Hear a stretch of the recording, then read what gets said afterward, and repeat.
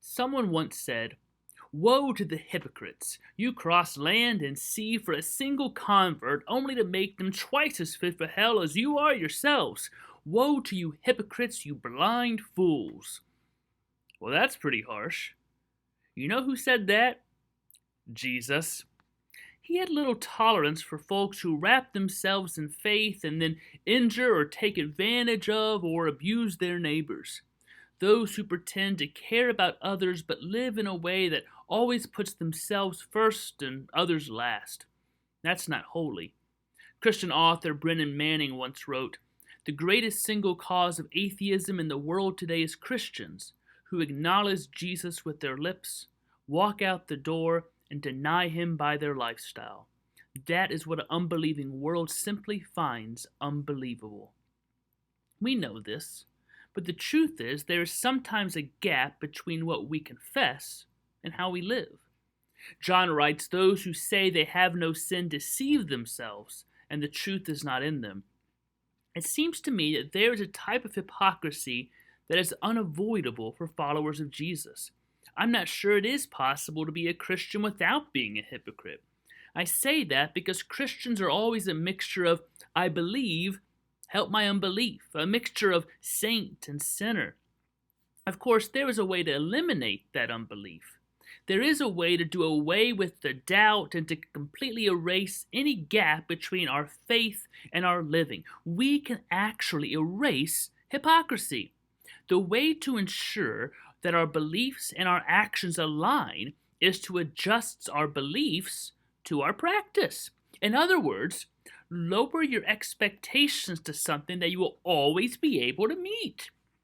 See, I always had the dream of being a great athlete when I was younger, and I had some potential. When I was in junior high, I would go to my best friend Davey's house, and we would play basketball. My favorite part was dunking the basketball. Have you ever dunked a basketball? There's nothing quite like the feeling of soaring up at the rim and throwing the ball down. Slam dunk. I loved it. I am pausing for a moment to let the absurdity of this sink in. Pause over. In case you think I've just wandered off into fiction, you need to know that Davey had one of those goals that adjusted. You lower the goal from 10 feet to 6 feet or 5 feet.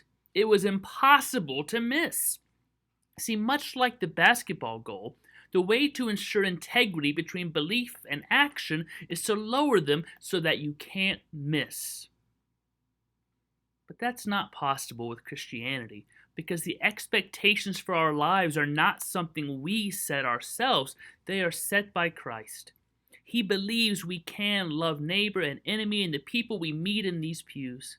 He believes we can go the second mile. We can see the best in one another. He believes we can forgive when it is needed most and hold on to hope even in the dark of midnight. He believes we can love like he loves. The gospel is a 10-foot gospel, and we can't lower it down to our comfort level. Now, I'm not interested in adjusting the promise down to my life. I'm interested in adjusting my life up to the promise, to which, amazingly enough, Jesus says all things are possible.